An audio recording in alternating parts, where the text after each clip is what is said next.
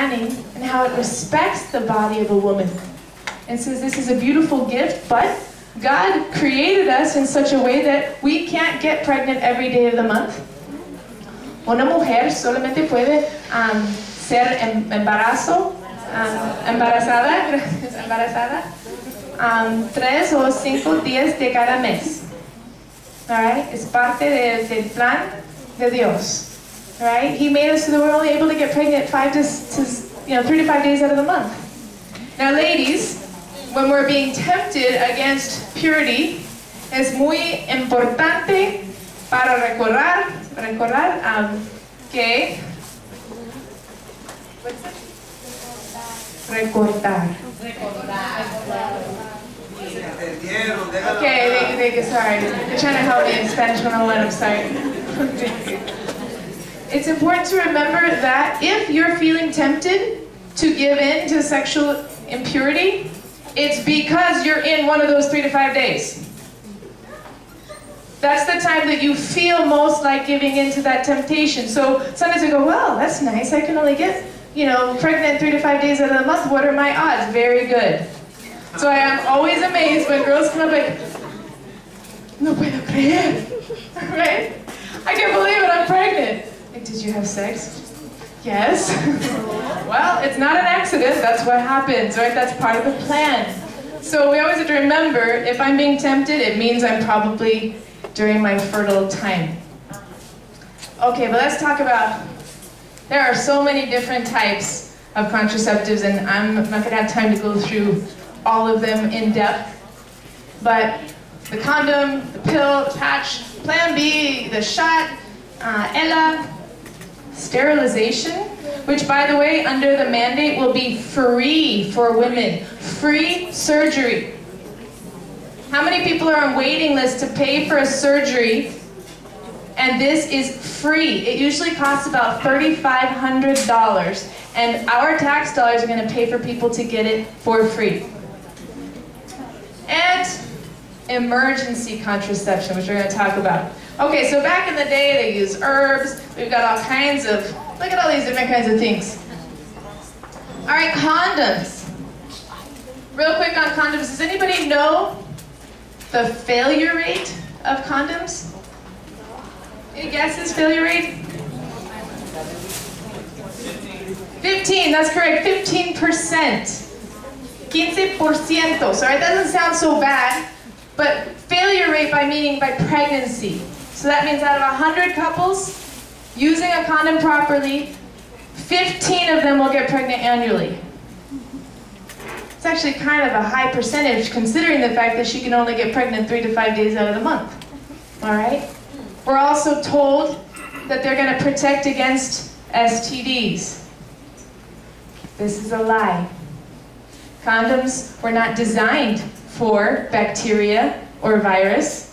They were designed for sperm, which are 300 times bigger. Okay? Many diseases like HPV and herpes are transmitted by piel a piel, right? Skin-to-skin contact. In the genital area, which is basically what your boxer shorts cover. It's a lot of your legs and a lot of more space than you might realize. A condom only covers a small part of the body. We're being lied to. We're being lied to. All right? They also now have female condoms because, guys don't want to take the pill now. They don't want to have anything to do with this. It's only the woman's problem, her fertility. So now they want to make the woman have that. All right, we have diaphragms. All these things are called barrier methods. We have spermicides, right? That just sounds like it's a disease, right? We've got to kill it. How is this treating pregnancy? These are the T or their IUDs that are inserted. Real quick, emergency contraception. If you were here last time, we talked a little bit about this idea of contraception meaning something preventative, preventing pregnancy. Emergency contraception like Plan B or Ella es como una píldora that I take, después, right? After I have sex and I think I might be pregnant, to prevent what I already just did. How do you prevent what you already did? But it's the language. If we call it by the word contraception, it sounds like I'm preventing something, but really, I already did it. So how does this work, right? Well, remember, we want to keep in mind the procreative and the unitive aspects. I'm going to talk a little bit about the birth control pill because it's the most widely used. And it's important to know that the pill can kill life, women, and relationships. The pill can kill new life. Okay, so I'm just going to review this from last time if you're here. Forgive me, but once a month, cada mes, in the ovario, there is one egg released into la trompa de falopio. Okay, falopio. And if she has intercourse, the sperm enters through her uterus into the fallopian tube. When the sperm and the egg unite, it's called fertilization or conception. As I mentioned last time, it's crazy, but in less than 1 second, menos de segundo, when the egg and the sperm meet, all of your genetic information was formed. 46 chromosomes, the sex of the child,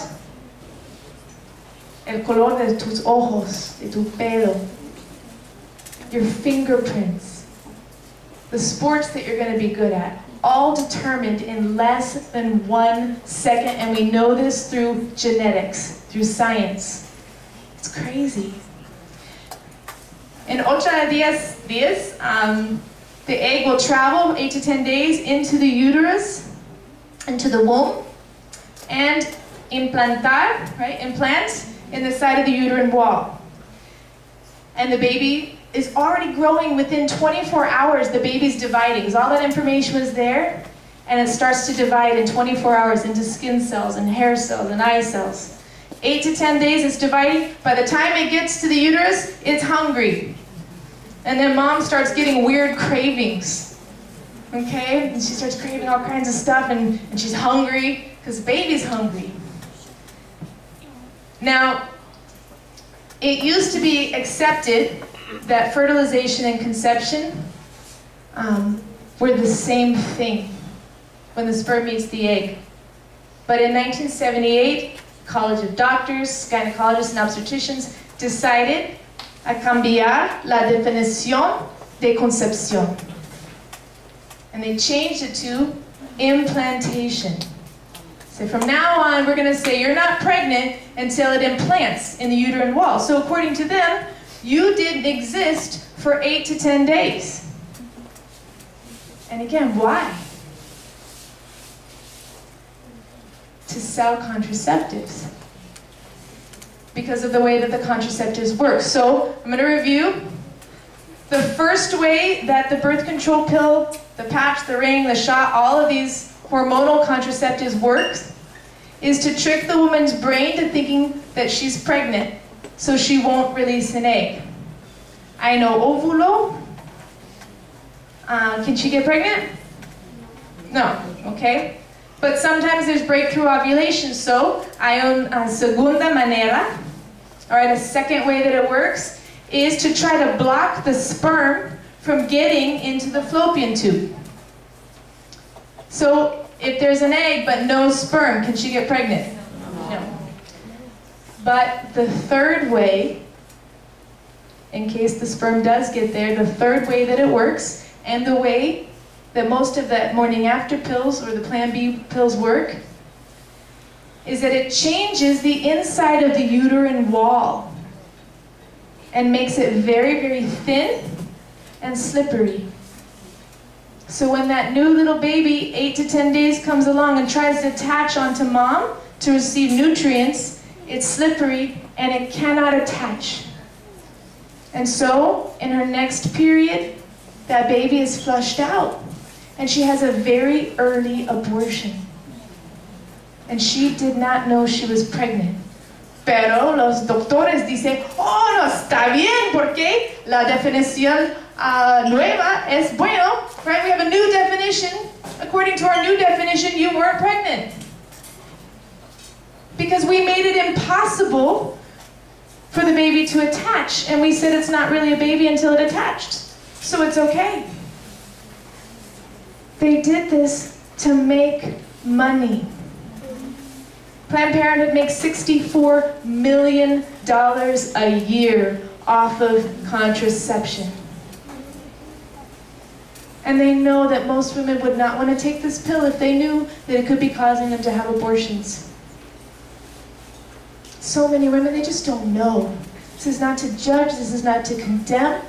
This is to say we are being lied to and then told it's for our rights, ladies.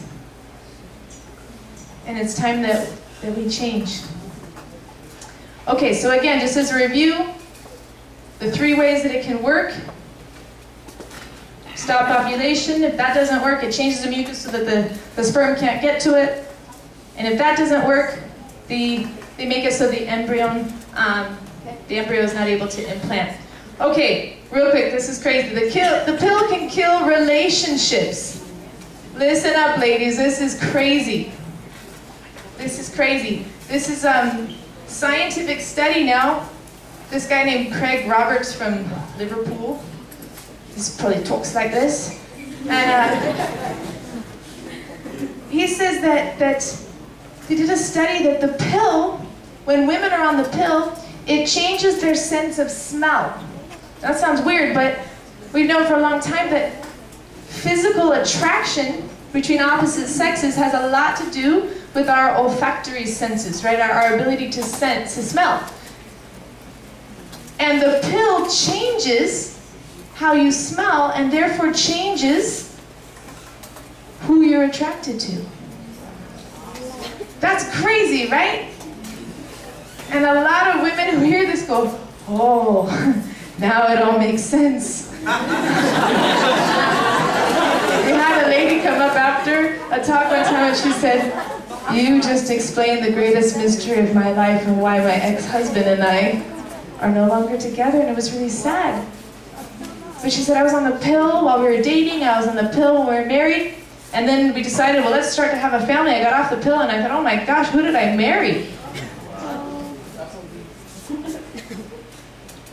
It causes us to be attracted to someone who's too similar to ourselves. And it can cause real problems in relationships. Okay, and they even had this study shown in the Scientific American magazine. Okay, going on, the pill can kill women. I'm not going to go through all the side effects of the pill. Making you attracted to men you're not really attracted to is pretty bad. It makes us moody, gain weight. It lowers our sexual desire. I don't know why any guys would want the girl they're in love with to be on a pill that makes them moody, fat, and not desire sex. I'm just saying. I'm just going to look at all of these. It can affect your head and brain, your eyes, mental, your whole body, causes cancer, breast cancer, cervical cancer, uterine cancer, vaginal cancer, excessive hair growth. That's attractive. Heart and blood clots, heart attack, kidney failure, nausea, vomiting, colitis. This is crazy. It says with an asterisk, certain drug interactions can increase the likelihood of pregnancy. I actually read on the Ella directions for it's one of the morning after pills, and it says, you should not take if you think you might be pregnant. It literally said that. I thought that's what it was for. But then it does list that it can cause implantation to be prevented, but it also has that disclaimer like, don't take if you think you might be pregnant. This is crazy. Look at the impact on our reproductive organs. It makes sense if you tell your body all along, I don't want you to work, I don't want your fertility to work, I reject you. And then later people try to have children. The body's confused. cancer, endometriosis, increased risk of STDs. Girls in the pill are so much more susceptible to getting STDs. We're being lied to. Okay, and then I'm just going to go through, I can't even say them in English, so I'm not going to try to say them in Spanish. But you can see all the different effects that the pill has on women. In the late 1950s, they did a study in Puerto Rico to try to test out the birth control pill before legalizing in the United States. And during this study, they gave the pill to both men and women. If you've been on our retreats, you've heard this. The men lasted 3 days. After 3 days, they said, this affects my mood. I'm really on an emotional roller coaster. I can't handle this. 3 days. And they noticed a change in their physical anatomy. It caused a shrinkage of their testicles, and they said, I'm out.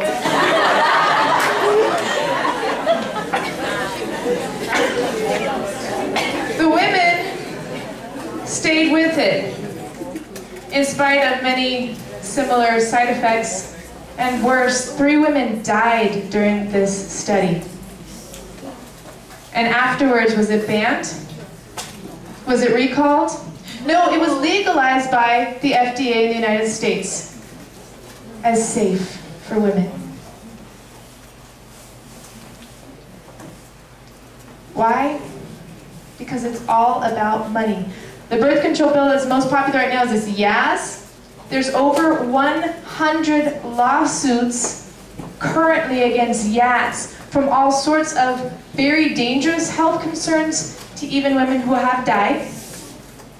And yet it's not been recalled. Over $1 billion has been made just off of this one new type of birth control pill. But what's the solution? You have to have 25 children. St. Catherine of Siena was the youngest of 25 children, just saying. Can you imagine if they decided, I'm just not going to have one more, honey, 24 is just enough. She's the doctor of the church. Okay, now I'm not saying you have to have 25 children. God's plan is clearly that there's some times where you're fertile and sometimes where we're not.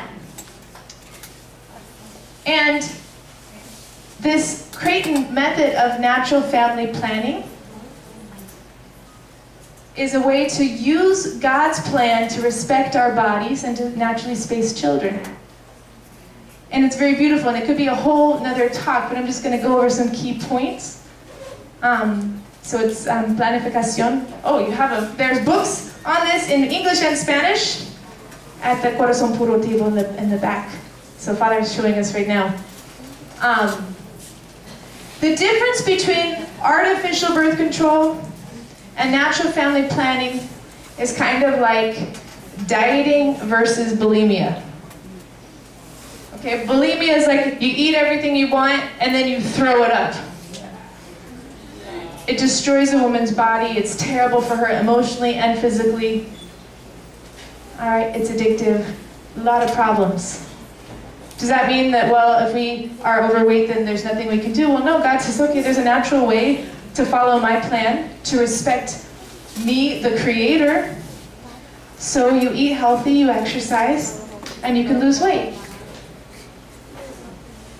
It requires some discipline. It requires some respect.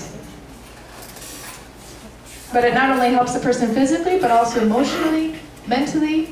It's just better for us because it's part of God's plan. So basically, this is like a woman's cycle. You can see all the green days are days where she is not fertile. Menstruation, and then she has a smaller time where is a fertile time where she could get pregnant, okay? We can compare this to just like planting seeds. There's some times where a person is fertile. There's sometimes where the land is very dry. There's sometimes where the land is, we're able to plant seeds and a farmer can tell us all those different things.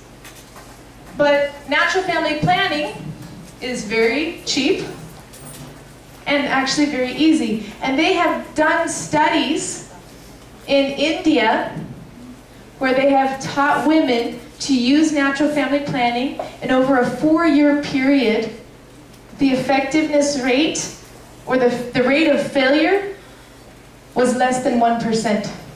Failure meaning the person got pregnant. Less than 1%. And we know who's teaching people in India to do NFP. It was Mother Teresa's nuns, right? Yes.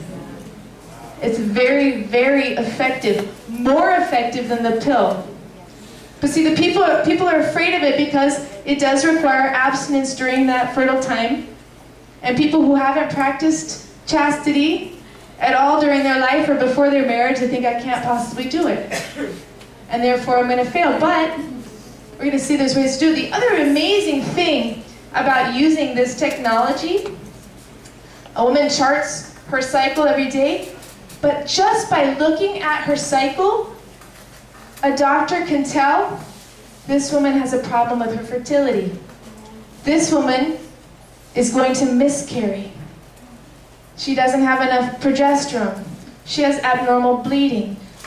They can predict things like ovarian cysts, endometriosis, just by looking at her chart.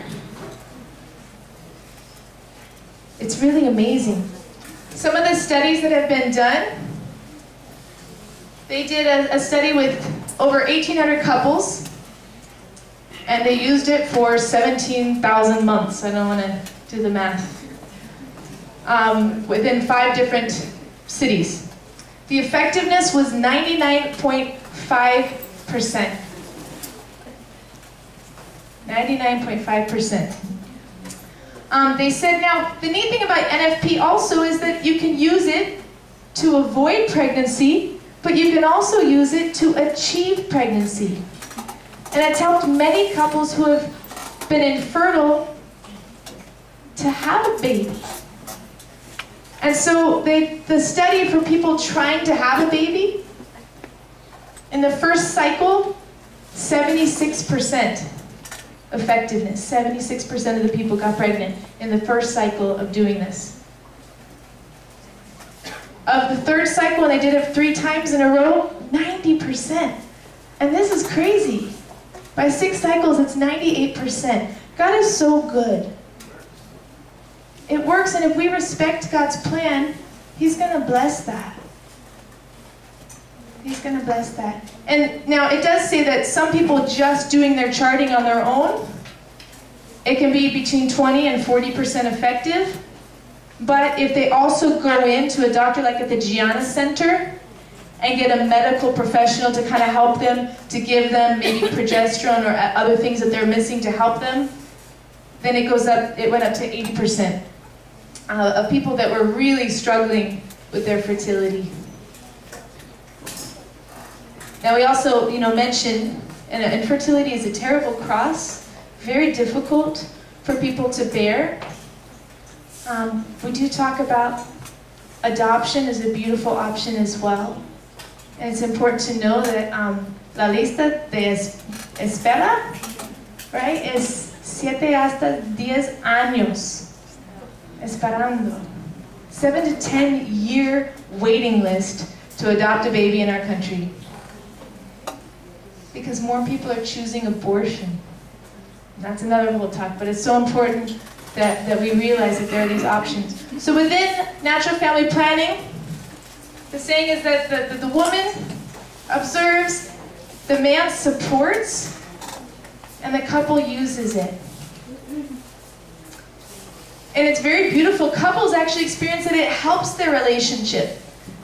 Because they'll talk to each other, and during times where it's infertile, and they say, well, we have to abstain during this time, maybe we'll go out on a date, right? Maybe a lot of couples forget to do that after they're married. Or maybe they'll start talking about, well, how come we can't have a child again? ¿Qué es el problema, right? What's the problem? Why can't we have a child again? Oh, remember, we didn't have enough money before. Oh, but you got that raise. Oh, yeah, well then okay, then maybe there's not a problem. Or maybe you say, well, I was, I'm very tired, and I already have the children I'm taking care of, and you said you were going to help. but you haven't been helping. So they says, well, I'm going to help, all right? I promise I'll help. But they start talking about their relationship. Whereas when a person's on the pill, I don't have to talk to you about your fertility. I don't have to talk to you about your needs, right? As the Pope predicted, I don't have to respect the gift of life that you bring. I can have what I want when I want it, and you are an object for me. And that is not part of God's plan. So what can we do? What can we do? We have to pray to receive this message, because I know it's hard. It's a hard message. Reminds me of Jesus' teaching on the Eucharist. And he told people, unless you eat my flesh and drink my blood, you have no life in me. And they said, this is a hard saying. Who can stand it? And Jesus didn't say, oh, I'm just speaking symbolically, it's okay, I didn't really mean it, come back. He just turned to Peter and said, are you going to leave too? This is the truth. We have to pray for the grace to receive it. But the grace will be given. We have to pray for the grace to be given to speak about it. We have to research it. You know, we're in a time in our country, we have to learn our facts. We have to reach out to other people. We have to spread the word. And we have to encourage our priests in your parishes. And by encourage, that means to give courage to. As Father Anthony said, many priests are afraid. And it's not easy to speak about these things. And unfortunately, if they say the truth, they're going to get attacked. And when they don't say the truth, unfortunately, I've known people that are, good Catholics, and the types of things that they say is, you better get a spine and start talking about the truth, right? That's not encouraging. I heard somebody say that at the rally. I was like, oh, mercy. So, encouraging the priests. We need to hear this truth. Please teach us. Tell them to say it in their homilies. Tell them that you want a natural family planning class at your parish. The diocese can provide that. But the priest has to ask for it. And we better step it up and be willing to help out. If we want these things at our parish, then we need to volunteer. We need to say, I'll be there, I'll set it up, I'll make the announcements, I'll get people there. We need to start teaching our people. And one last thing I just want to mention, because, I didn't correct this error, but one of the things I mentioned was that contraceptions are going to solve world hunger and overpopulation. And that too is a lie. The #1 cause of poverty in our country and in the world is single parenting. So people thought, oh, well, if we give contraception, then we'll get rid of that problem. But we know that single parenting has gone up dramatically. Contraception helps people to think they're not going to be able to have to deal with the consequences. They call it responsible sex. Sexo responsable. What does responsible mean? La habilidad, la capacidad a responder. To what? La naturaleza, right? The nature, to respond to the nature of the thing. If I say I'm going to have sex and what it's for is for babies and bonding, I can't just say, well, I want to have sex but I don't want babies, or I want to have sex but I don't want to be attached to you. I'm going against the nature of the thing. And as much as I tell myself that I want to do that, I can't. I can't break the law of gravity. I can jump out of a window and say, I am defying gravity. Right? I'm not going to break the law of gravity, I'm going to break my neck. Right? We don't break God's laws, we break ourselves against them. So, we need to pray. Overpopulation is a lie. Father will tell you that all the people in the whole world can fit in the state of Texas and have like 900 square feet to themselves. Which is more than the Bronx. Seriously. All the the people in the world can stand shoulder to shoulder in the city of Jacksonville, Florida, and fit there. All the people in the whole world. If you've ever driven across country, you realize overpopulation is a big fat lie. And many countries today are suffering because of these one-child per family laws. Governments in other countries are actually trying to give incentives to families to have more kids because they're just not replenishing themselves. So, we got to find out, come to understand a lot of these things, get research, get involved, and be able to speak against this, especially calling up your senators, your representatives, emailing, calling again, bugging them, saying, we will not stand for this. This goes against our conscience, it goes against our religion, it goes against America. So let's